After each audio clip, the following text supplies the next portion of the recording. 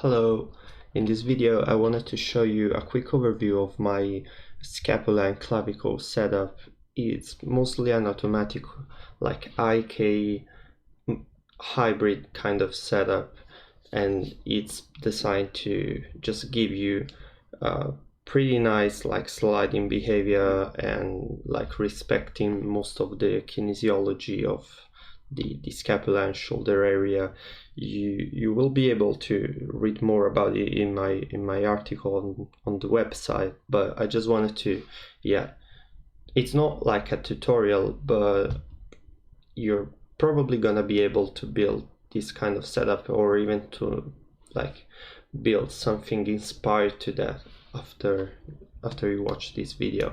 So let's take a look at the joint setup first. I haven't spent that much time on the spine itself. It's super easy FK spine for now.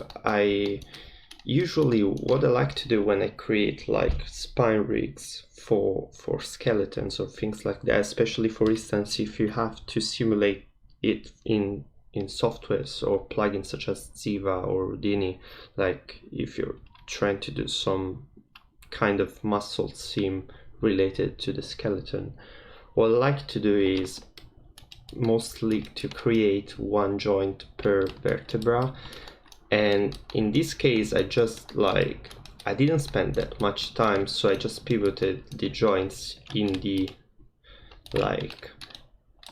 center of these discs, which is like, these are basically like cartilaginous discs, so they are supposed to be soft. Probably like in a situation where you have a bit more of time to find the perfect central point of each vertebra, it would be probably easier to place the joint in the center, so you might be having better pivots. You just have to test it. It depends also on the model itself. In this case, regarding the skinning, I basically skinned everything with a solid like 1 value, and yeah, then for the discs you can just go like half and half, like half white, and then you just smooth, so you like the base of the disc is gonna be like firmly stuck to the lower vertebra, and the top of it is gonna be stuck to the upper part. So for the ribs instead, I created these joints, and there are quite a few ways you can do that kind of thing, because the ribs are pretty hard to do, because basically they are not supposed to move that much. They actually do, but they have some pretty specific movements. I created like a super easy braiding pose. Yeah, so you can see that it might look like it is stretching. In reality it isn't. I mean, it is stretching quite a bit, but not so much.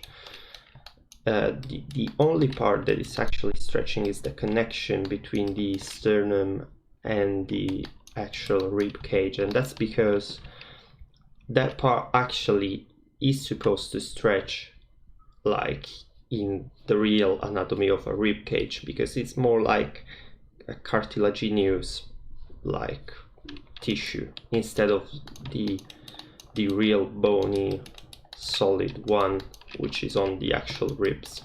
So in that case, what I like to do is I usually try to use like SDKs. So with set driving keys, you skin like with a solid white the ribs, and then you can like smooth a bit like the skinning on like the connection area. Let me try to use the grease pencil. Like in this area you can blend a bit. By the way, for the sternum I did the same thing, so I just have one joint, and it seems like I forgot to parent this one. Yeah, whatever, it should work anyway. Yeah, I just create one joint that goes all the way through the sternum, And if it's like a super complex setup and you have a nice model like with all the proper bones, you can also try to do the manubrium joint and all the things. If you take a look at an anatomy book, you're gonna see that the sternum itself is made of different sections. So in that case, I just went pretty simple. And for the rib cage, you can even try to do eye-case setup or aim-based setup. I just didn't want to focus that much on the ribs, but it just felt necessary to just give a proper base, because at the end of the day, the clavicles themselves, they are linked to the sternum, and the sternum is linked to the ribs, so everything is quite linked. So if you want to get proper scapula and proper clavicle movement, you basically have to take a look at the ribs and the rib cage and the spine as well.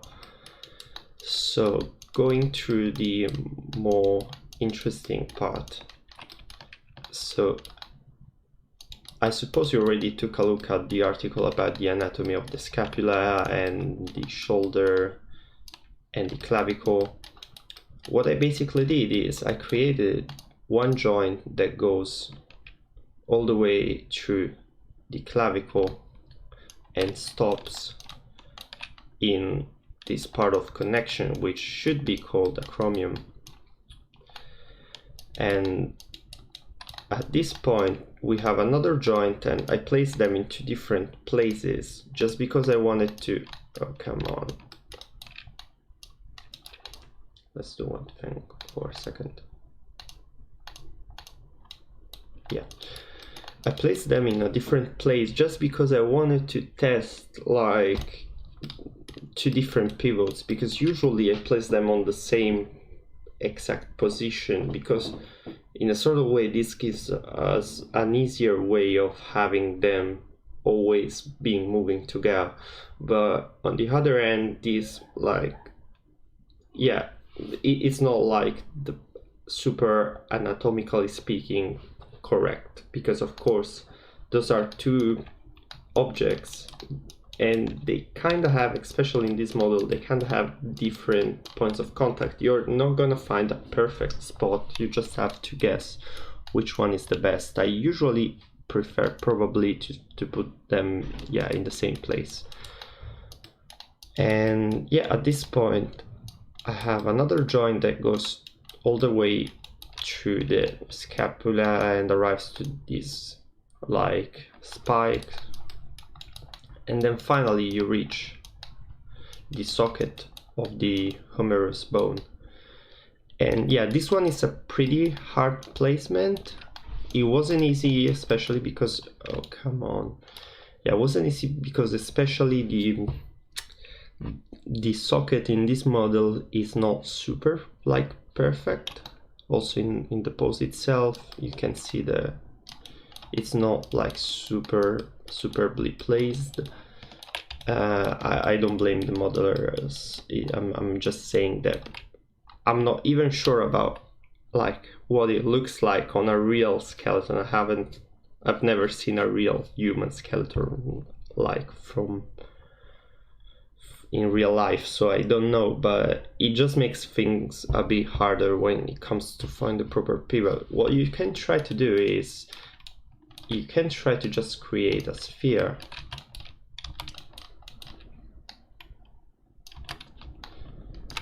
and then you just like try to place it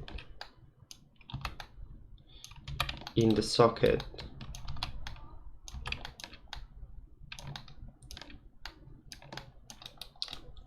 Oh, this camera clipping is killing me. Near clip plane, let's try one. Too much. Oh, I put 100. Yeah, cool. I was saying, yeah, the sphere, you can try to place it where you want it to be, and at that point you should be able to find a proper spot. And of course this usually doesn't work, or at least you have to test it, you have to try to move the humerus bone a couple of times until you reach the proper spot, and it's usually not going to be like 100% perfect. In this case, I try to balance a bit between the actual, like the good position with the sphere method and the position that gave me some kind of like proper rolling into the socket. So if I try now to roll, you can see that it's going quite nice, and yeah, at a certain point it just goes a bit off. But with my setup, what you can do is both you can counterbalance it, which is not like the best solution, I know it, but of course you have the chance to, if you want to. Like, this control is totally free, and it would be super easy to just create another free control. Yeah, in this case we have other things happening when I move this joint, but it's not different. Like, it's pretty easy as soon as you know how to do it, as soon as you know how to rig, it's pretty easy to just add another control. Another option would be to add correctives, because this setup supports correctives. I haven't done any corrective on that yet because I just didn't want to ruin the base result that I was getting. I wanted to show you the base result that you can get out of like probably 30 minutes of rigging this thing. I mean, it doesn't take that much. It's a super easy setup. That's why I didn't want to just start to put some extra hard like correctives, and then I had to put like, if I had to put correctives, I had to put as well on like a pose interpolator or an RBF solver, and it would have been a bit more complex both in the setup and in the speed of the rig, and yeah, I didn't think it was worth it. But yeah, just in case you want to do it, this kind of method supports it. Yeah, so I was saying, at this point what I did is I created a bunch of IK handles. So, oh yeah, you can see that I put 2 IK handles on these,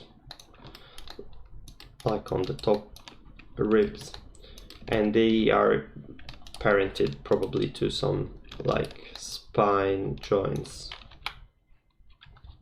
Oh no, they're not. I just forgot to do it. But yeah, you can, like, if you put IK handles on the ribs, you can parent like the handles directly on some joints of the vertebrae, or you can parent them with the sternum joint. It should give you proper or properish kind of like translations or deformations when the spine twists.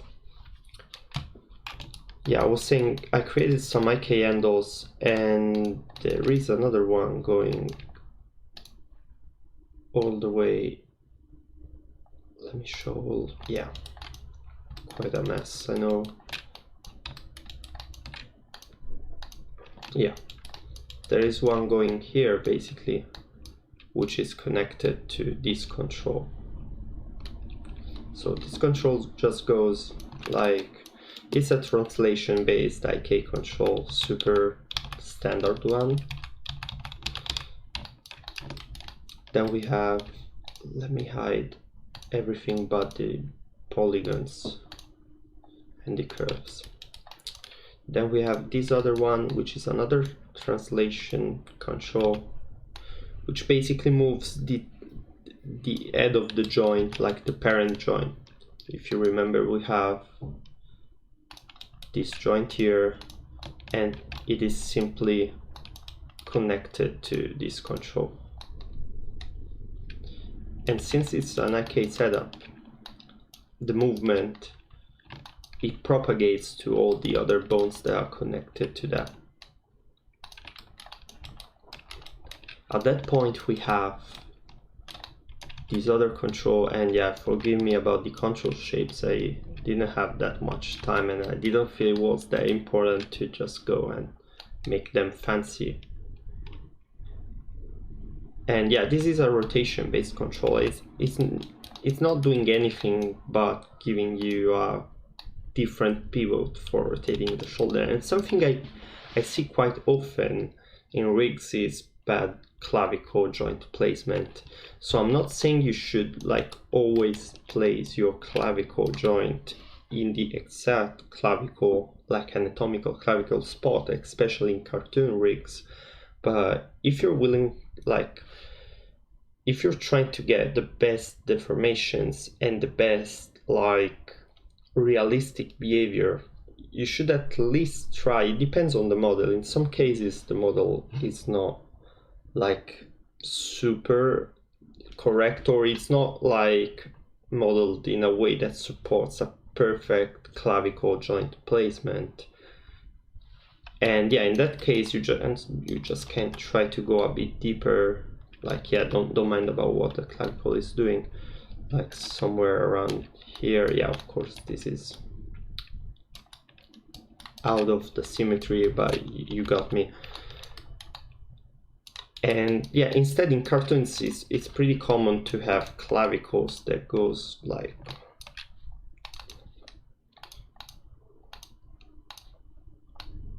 in these places, or yeah, in some areas that are not like anatomically correct, just because we're like, in that case you just care about deformations and how they are like easy to animate and everything. But yeah, usually for realistic, and especially if you're rigging skeletons for simulation, this is probably gonna give you the best result. Yeah, at this point this other joint is going here with another IK handle. So there is another IK handle here, and there is this control is just moving the IK handle. And of course this control here, it moves not only the IK handle on the scapula, but it moves this joint as well.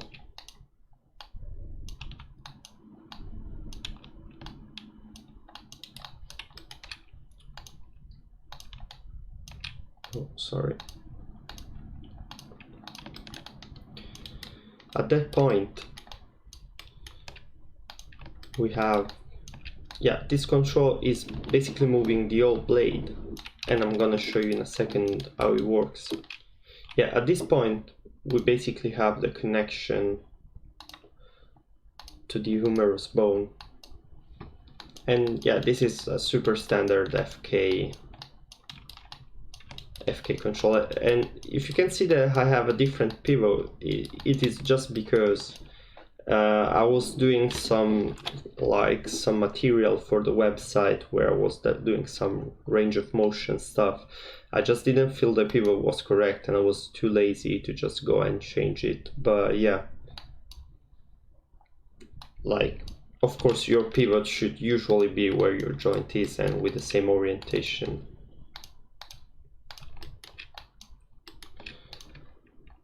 Yeah, there is another layer of complexity on this rig, because as you can see right now it seems quite easy, but the real power comes from the fact that there is some pretty solid scapula sliding. You can see that it doesn't matter like where I go, where I rotate, but the scapula always remains pretty much. Yeah, in some cases you might find some like problems or some penetrations that are quite mild, to be honest, but that's just because, as I mentioned, I haven't added correctives. But in most of the motions that you're doing, you can see that there is a pretty solid scapula sliding. And it is quite anatomically correct. And the reason for that is, under the hood, I'm basically having like a plane.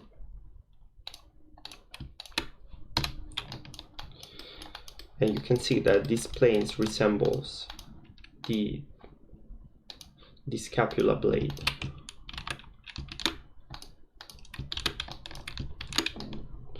And on top of this plane, I have a rivet. And yeah, rivets, if you're not familiar with rivets, it's a pretty old like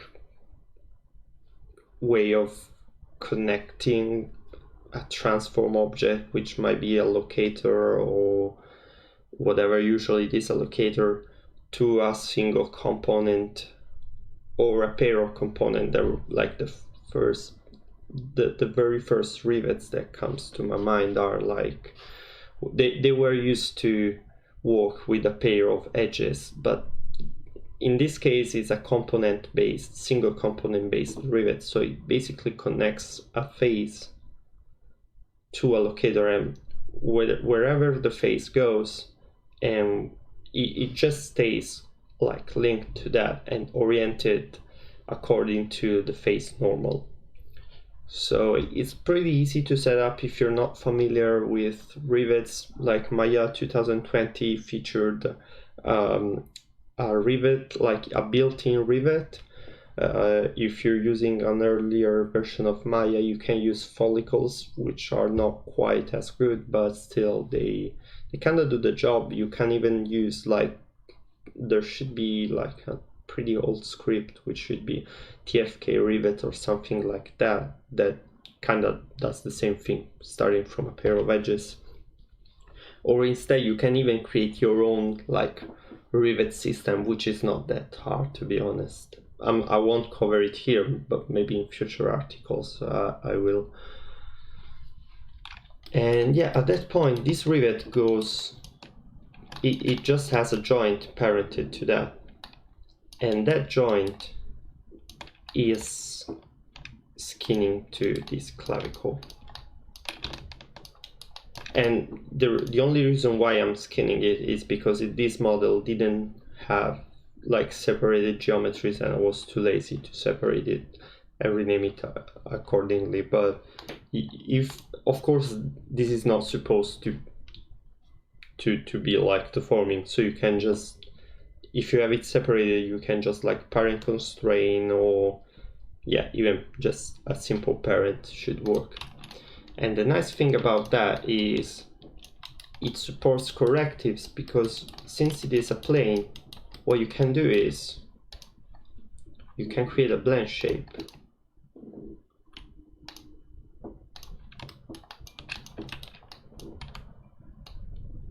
And then I can go, and if I just don't like the plane itself, I can just go in my shape editor and I should have I can add a target, and I can modify essentially my scapula placement, and this gets baked as a blend shape. So in any case you can just modify your placement, baking the modification to a blend shape, and this makes things super easy if you're trying to do like post space deformations and all that kind of stuff that usually you do when you're trying to achieve like a more accurate kind of deformation on your rig. It's not finished here because I haven't said what is driving the plane itself. I have forgotten the blend shape. Yeah. So what is driving the plane? So as I mentioned, we have quite a few joints in this area. So it is simply driven by a skin cluster of these 3 joints, 1, 2, and 3. And you might even add a 4th joint here, which makes things a bit harder. but you can try to do that. It should work probably better. And finally, after the skin cluster, oh, and I haven't deleted my history, sorry for that, that's super unprofessional. And yeah, after the skin cluster we have a scalp deformer, and the scalp deformer is basically this huge sphere here, which resembles the rib cage and is parented to one of the joints of the rib cage. In case you want to do something a bit more accurate, you can create your own geometry, like collision geometry, and you can use that for your scalp deformer. Or you could even create your own custom like deformer, which seems a bit too much for this particular reason. But yeah, it kind of does the job. So you can see the difference if I turn off everything but the polygons and the curves. You can see that if I do like kind of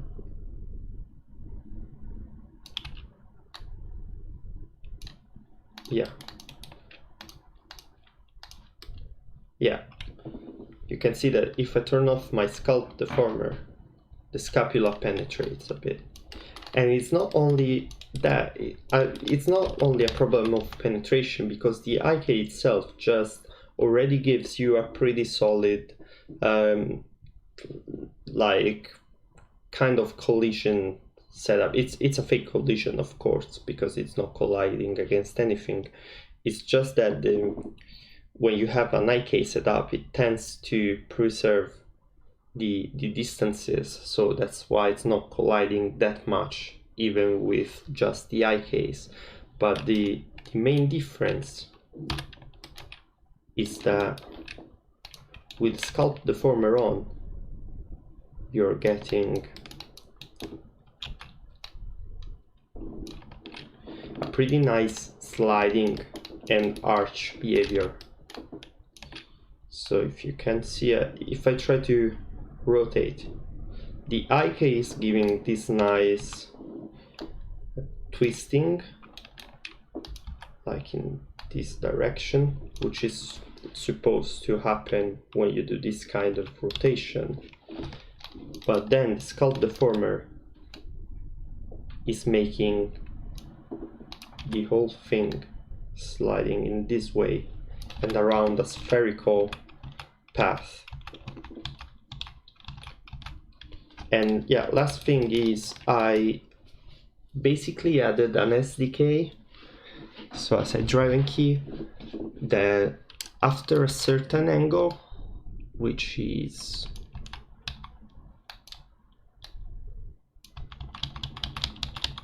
maybe I haven't done it yet. I did on the for the promo video that I'm doing for the website, so you're gonna see it in that video.